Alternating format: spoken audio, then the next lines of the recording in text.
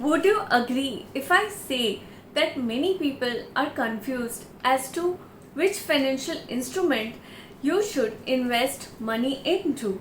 Hi, I'm Suman, an author of international bestseller book I Will Never Die.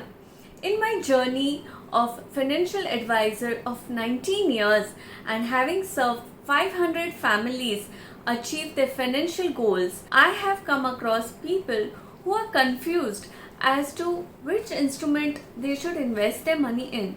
Shares, which is very risky but can give very good returns very quickly, or bonds, which are safe and secure but the return is less, or bank FD, which is very easy to liquidate but again the rate of interest is very less, or mutual funds, which is a combination of two, or PPF, wherein the lock-in period is over 15 years.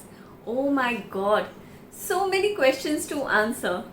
So if I say out of the list any one particular instrument is correct, the answer is no, because it all depends on the life stage you are in. What are the responsibilities that you have? What are the liabilities that you have to pay? And what are the assets that you are already holding? And also your financial goals, are they long term, mid term, short term?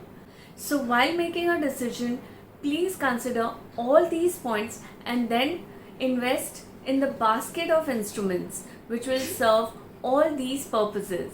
I will be making a series of videos educating people on different investment instruments. So subscribe to my channel and stay tuned for more information.